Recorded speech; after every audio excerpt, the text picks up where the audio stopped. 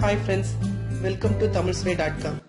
நம்ம இன்னைக்கு என்ன ரெசிபி பார்க்க போறோம்னா மண்சட்டி கீரை தேவையான பொருட்கள் என்னென்னு இப்போ நம்ம பார்ப்போம். துவரம் பருப்பு இவ்வளோ ஒரு கை அளவுக்கு, இவ்வளோ கைக்கு இவ்வளோக்கு எடுத்துக்கோங்க. காஞ்ச மிளகா, 4 சின்ன வெங்காயம், 4 பல் பூண்டு, அப்புறம் கீரை. நான் அரைக்கீரை எடுத்திருக்கேன். இப்போ நம்ம எப்படி செய்யலான்னு பார்க்கலாம். இப்போ நம்ம மண்சட்டி சூடான உடனே நம்ம அதில் பருப்பு, சின்ன வெங்காயம், காஞ்ச மிளகா, தண்ணி இவ்வளோத்தையும் ஊற்றி நல்லா பருப்பை வேக வைக்கணும்.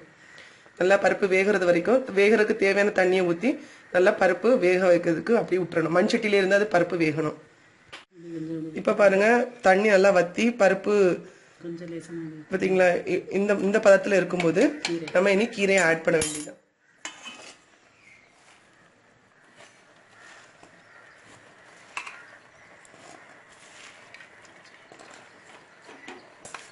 கீரையை நல்லா கழுவி வெட்டி வச்சுருக்கோம். இந்த கீரையை நம்ம இதில் ஆட் பண்ண வேண்டியதான். நம்ம காரத்துக்கு பச்சை மிளகா கூட சேர்த்துக்கலாம். ஆனால் நான் இதில் காஞ்ச மிளகா சேர்த்துருக்குறேன். நல்லா பருப்பு மேலே வர்றது வரைக்கும் நல்லா கிண்டி விடுங்க. கிண்டி விட்டுட்டு நம்ம மூடி வச்சிட்டோம்னாலே போதும். மூடி வச்சுட்டு கீரை வேகிறது வரைக்கும் நல்லா மூடி வச்சிட்டோம்னா போதும். அப்படியே அந்த சூட்டில் இருந்தே அது வெந்துடும். நம்ம என்ன அடுப்பு ஆஃப் பண்ணலாம், அடுப்பு ஆனில் தான் இருக்குது. அதை வச்சு நல்லா வேக வைக்கணும். மூடி வச்சு வேக வைக்கணும்.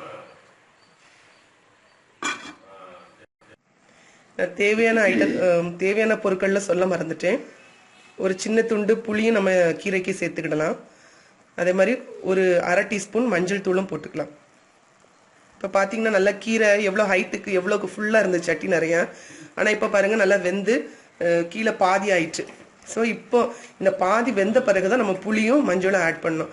அதுக்கு முன்னாடியே போட்டோன்னு வச்சுக்கோங்களேன், கீரை ஒழுங்காக வேகாமல் அப்படி நின்றுடும். அதனால கீரை கொஞ்சம் வெந்த பிறகு தான் நம்ம இது போடணும். இப்போ நம்ம உப்பும் சேர்த்துக்கலாம். நம்ம டேஸ்ட்டுக்கு தேவையான அளவுக்கு உப்பும் சேர்த்துக்கலாம். போட்டு நல்லா நம்ம கிண்டி விடணும்.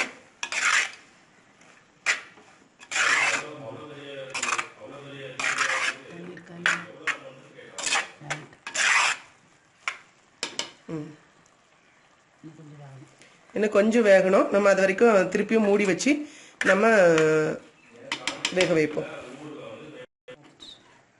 இப்போ கீரை அவிஞ்சிருக்கான்னு பார்க்கலாம். நல்லா அவிஞ்சிருச்சு, தண்ணியை நல்லா வத்திருச்சு பாருங்க. ஸோ நல்லா இதை கிண்டி விட்டுட்டு இதை நீ இறக்க வேண்டியது.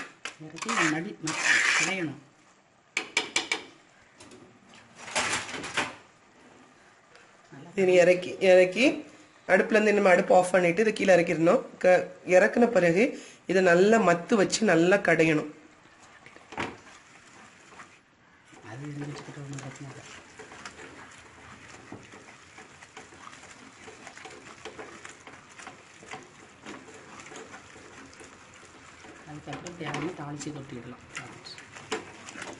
நல்லா இப்படி கீரை நல்லா மசிகிற அளவுக்கு நல்லா அந்த எல்லாம் நல்லா மசிகிற அளவுக்கு நல்லா இப்படி கிண்டிகிட்டே இருக்கணும்.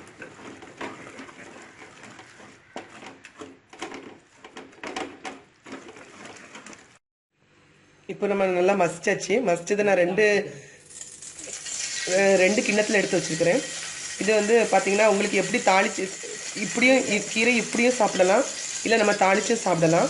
நான் உங்களுக்கு எப்படி தாளிச்சு எப்படி இதில் ஊற்றுறதுங்கிறதையும் காணிக்கிறேன். கடாயை அடுப்பில் வச்சுருங்க. ஒரு டீஸ்பூன் எண்ணெய் ஊற்றிருக்கேன். எண்ணெய் சூடாகட்டும். இப்போ அதில் ஒரு டீஸ்பூன், 1/2 டீஸ்பூன் கடுகு போட்டிருக்கேன். கடுகு வெடிக்கட்டும்.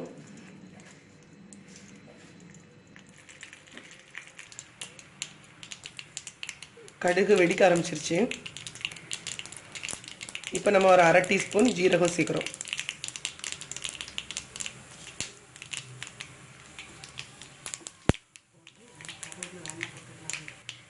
இது கூட நம்ம ஒரு 2-3 இலை கருவேப்பிலை போட்டுக்கலாம்.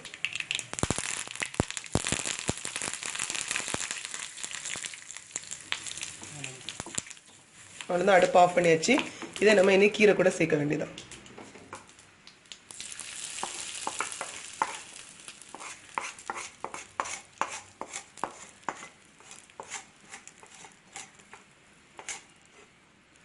இப்போ சுட சுட சுவையான மண்சட்டி கீரை மசியல் ரெடி. இந்த வீடியோ உங்களுக்கு பிடிச்சிருந்துச்சுன்னா லைக் பண்ணுங்க. தேங்க்யூ ஃபார் வாட்சிங் tamilsvai.com.